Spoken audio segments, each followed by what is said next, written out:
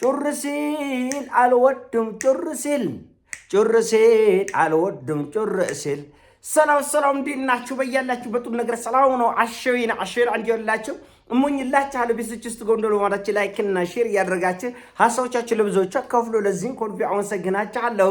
ዛሬ ወደ ሚዛናችን ዘላችሁ የመጣን እንግዲህ ጩርሲል የማይወዱትና መጨረሻው የናፈቀን የህዋት የጦርነት አባዜና የፍናን ሰርግ ነው። እንኳን ጦርነት ሰርግ እንኳን እንዴት እንደሚያቅለሸልሽ በፍናን ጉዳይ አይተናል። እንግዲህ ባለፈው በሰሜኑ ጦርነት ኢትዮጵያ ከ20 ቢሊዮን ዶላር በላይ የከሰረችበት በሚሊዮን የሚቆጠሩ ህዝቦች ከቤታቸው የተፈናቀሉበት ነው። እንደዚሁም ከግማሽ ሚሊዮን በትንሹ ከግማሽ ሚሊዮን በላይ ኢትዮጵያውያን የሞቱበትና የተቀጠፉበት ነው። ይሄ ጦርነት አሁንም ዙሩ እየተካረረ መጥቶ በአላማጣ ሰዎች ተፈናቅለው እየወጡ ነው። ተመልሶ መፈናቀል ተመልሶ እልቂት እየመጣ ነው። ባለፈ የህጸጽ ረሃብ ላይ እኔ ምን አልኳቸው? ህወሓት ረሃብ ደንታ ማይሰጠው ከዚህ ከጥፍር ቆሻሻም አይቆጥር የፕሮፓጋንዳ አንድ አካል ነው። እናንተ ረሃቡ ጎርማቻል፣ ገና ደም መፋሰስ፣ አካል መጉደል፣ ገና መፈናቀል ይመጣል አላልኩም ብያለሁ። ተደጋግሞ ተነግሯል፣ የሚሰማ ጠፍቷል። እና የሆነ ሆኖ የኢትዮጵያ አየር መንገድ ወደ መቀለ ወይም ወደ ትግራይ የሚያደርገው በረራ ሙሉ በሙሉ ተቋርጧል። ባንክ ቤቶች እጅግ በጣም በከፍተኛ ሁኔታ ተጨንቀው ነው ያሉት። እንግዲህ ህወሓት ተከዘን አልፎ በወልቃይት ዙሪያ በጠለምት ዙሪያን ውጊያዎች ተፋፍመው ነው የቀጠሉት። ከራያ አካባቢ በሙሉ ምንድነው ከአላማጣ ዙሪያ በሙሉ ዜጎች ተፈናቅለው ወደ ራያ እየመጡ ነው እና በጣም አስከፊው ጊዜ ከፊት ለፊታችን እየመጣ ይመስላል። እንግዲህ እንደምታውቁት እንኳን ደም መፋሰስ እንኳን ጦርነት ቀርቶ ሰርግ ራሱ ያቁለሸልሻል። ሲበዛ ሰርግ ራሱ ማር ሲበዛ ይመራል ይባላል አይደለም እንዴ? ማር ሲበዛ ይሞራል። ለምሳሌ አሁን ፍናን እንደምታውቁት ከዘራቸው ከዚህ በፊት ያገባ የሌለ እስከሚመስል ድረስ 7 ዙር ለአንድ ወንድ 7 ዙር ለአንድ ወንድ ሲዶከስ ያቁልሽልሻል። ለሚያው እንደ ብዙ ሰው አሬ ነገር ተንዛዛ ተጠንዛዛ እሮ ይሰለቻል፣ ያቁልሽልሻል። በቃን እረ በመቤቴ በቃናል እያለን እኮ ህወሓት ግን ገና ቁልቁል አለ። ዝም ብለ ማን ነው ፍናን ግን ገና ቁልቁል አለ እያለች ነው። ገና ቁልቁል አለ ዝም ብለ እይ ነው የተባለ እና ሰርጉም ያቁልሽልሻል እንኳን ጦርነት። እኔ እንደውም ለፍናን ካልሆነ አንድ ወር እንዝጋና ድግስሽን ስትጨርሺ ንገሪኝ ነው። በአንድ ሐሳብ ወደ ስራ እንግባበት። ለውጀራ ጊዜሽ ነው እንዴ? አይዞሽ ገና ታገባያለሽ። አያያዝሽ ይታይ። ፍናን ገና ብዙ የምታገባ ገና ታዳጊ ልጅ እንደሆነች ገና ታስታውቃለች። እና እውነት በዘራችን ከዚህ በፊት ያገባ ያለ ሁሉ እስከማይመስል ድረስ ነው ግርግር የተፈጠረ። ወበቅ ነው የፈጠርሽው ፍናን፣ ሰርግ አይደለም። እና በጣም የሚሰራሽን ነው ያሳጣሽና ጦርነት ቀርቶ ሰርግ ያቅሎሽልሻል ለማለት ፈልጌ።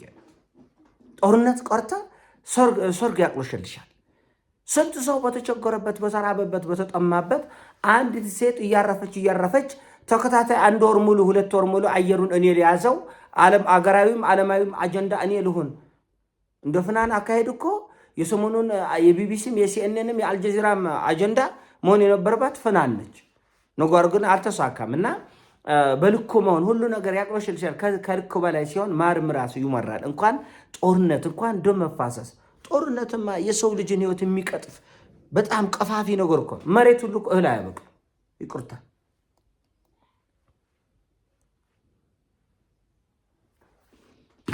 መሬት እንኳን እህል አያበቅም።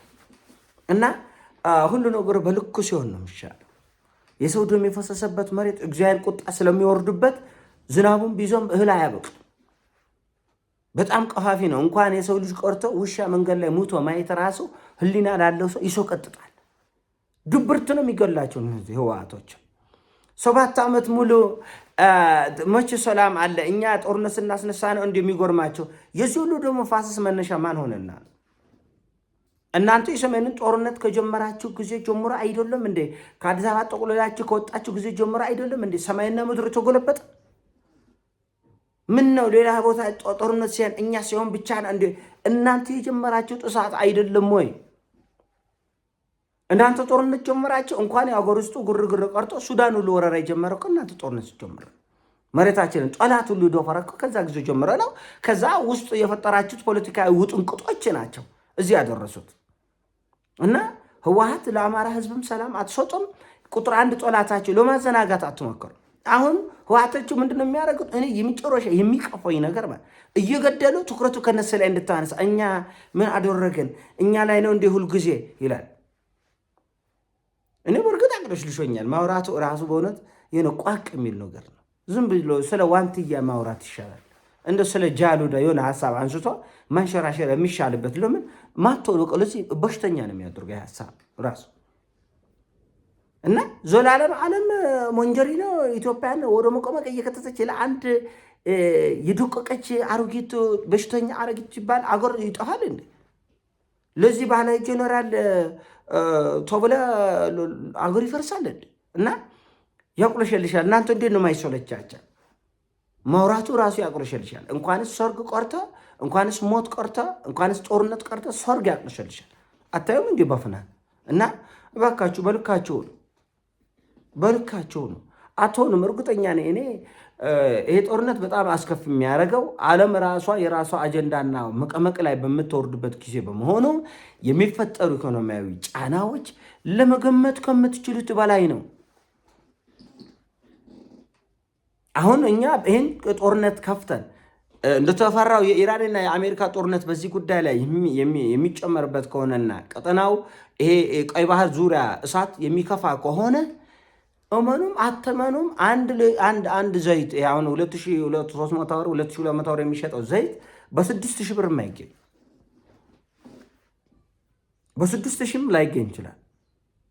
ስለዚህ ዓለም አቀፍ ውጥረቶች ባሉበት ሁኔታ የራሳችንን ቤንዚን አርከፍክፈን እኛም የለየለት ጦርነት ውስጥ ምንገባ ከሆነ ነገሮች በጣም ከምታስቡት በላይ ዘግናኝ ነገሮች ይመጣል። ዘግናኝ በእርግጥ የእኛ ሰው ይሄን እንዴት አድርጎ ያስባል? አዶናይ ስርዓት ተፈትሎ የተያዘበት ወቅት ስለሆነ አሁን እኛ ብዙም በዚህ ጉዳይ ላይ ምንም ማለት አንችልም። ነገር ግን ተናግረናል፣ ጮኸናል። አሁን ከትክክለኛው ችግር ጋር እንደ ህዝብ የምንጋፈጥበት ወቅት ደርሷል። ዓለም አቀፋዊ እብደቶች ሲደመሩ አገር ውስጥ ያለው እብደት ሲጨመር በእኛ ዝንጉነትና አርቆ ማሰብ ባለመቻላችን ላይ ምን አይነት ችግር ሊከሰት እንደሚችል ከፊት ለፊታችሁ የምታዩት ይሆናል። አንድነታችንን መጠበቅ በራሳችን ጉዳይ ላይ ለመወያየት እንኳን ይደብረናል እኮ። ከፊት ለፊታችን የሚመጣ ችግሮችን እንኳን እንደ ቤተሰብ እንደ ህዝብ በየማህበራዊ ሚዲያ በየቤታችን መነጋገርና ችግሮችን መፍትሄ መፈለግ ማንችል በመንደር እንቶፈንቶ ተጠምደን ሞትና ስደት እልቂት ቤታችን ድረስ ይመጣል። ቤታችን ድረስ አረ እኔን አይነካም። እውነት አይነካህም። ባለሀብቱ አንተን አይነካህም። የተማርከው አንተን አይነካህም። እስቲ እናያለን። ጦርነት በመጣ ቁጥር የማን ንብረት ቀድሞ እንደሚወድም ማን እንደሚዘረፍ የማን ልጅ ቀድሞ እንደሚደፈር ታውቁታላችሁ። ስለዚህ ድሃማ ድሃ ነው። ምን ይሆናል? ግፋቢል የቀረች ህይወቱን ካጣጣ ከተረፈ ተረፈ ነው እና አገራዊ ጉዳይ ሁሉንም ነው የሚመለከተው። መንፈሳዊ አባቱንም ባለሀብቱንም የተማረንም ያልተማረውንም አካሉ ሙሉ የሆነው አካሉ የተጎዳው ማንንም ስለማይምር ጦርነት ትኩረት ሰጥተን መላ ልንፈልግለት የሚገባ ሲሆን እያንዳንዳችን በመንደር እንቶፈንቶች ተጠምደን ችግሮቻችን አፍንጫችን እስኪደርስ እየጠበቅን ነው። ጦርነት ምህረት የለም። እንደምታዩት ነው። አሁን እንግዲህ እየተሰማ ያለው ካላማጣ ያለ ህዝብ በሙሉ ነቅሎ ወደ ራያ አላማጣ ካላማጣ ያለው ህዝብ በሙሉ ነቅሎ ወደ ቆቦ ገብቷል። ቆቦ ቤት ክራይ ሰማይ ነክቷል። በአንድ ቀን አዳር እንደገና ግማሹ ደግሞ ወደ ወልዲያ ሁሉ እየፈለሰ ነው ህዝብ እና ጦርነት ኮሜዲ አይደለም። ጦርነት ዋዛ ፈዛዛ የለም። ጦርነት ለነገ የለም። የኔ ጌታ ዛሬ ጦርነት ያገኘውን አጭደ ነው የሚያድረው እና በጣም ውስብስብ ውጥንቅጥ የሞላበት ወራቶች ከፊት ለፊታችን እየመጡ ነው። ቀልድ አይደለም የተያዘ። ግዴላችሁም አገራዊ ጉዳዮች ላይ ትኩረት እናድርግ። ግዴላችሁም ኮመንደርን ተፎንቶ እንውጣ ስንል የሚያፌዝ የሚቀልድ ወጣት በሙሉ አሁን ደጅ ድረስ አንኳክቶ ይመጣል። ለማየት ያውቅ ብታውቁበት ኖሮማ እንኳን የሰሜኑ በትግራይ በአማራ ክልል የሚነሱ ግጭቶች በኢትዮጵያ የሚነሳው ግጭቶች ቀርቶ የኢራን ጉዳይም ያስጨንቀን ነበር። ለምን? መዘዙ ቤት ድረስ ስለሚመጣ። የመካከለኛው ምስራቅ ጉዳይም ያስጨንቀናል። እንኳን በራሽያና በዩክሬን ጦርነት እኮ ዓለም እኮ ረሃብ ውስጥ ወድቋል። በትሪሊዮን ዶላር ነው ዓለም የኮሰረ። እኛ ቆርቶ አሜሪካና $1 ትሪሊዮን ከግምጃ ቤት አውጥቶ ኢኮኖሚያቸውን ደግፏል። እና ይህ ጉዳይ እንደዋዛ ማየት አይገባንም። ኢትዮጵያ እግዚአብሔር ለሀገራችን ሰላም እንዲሰጥ እንመኛለን።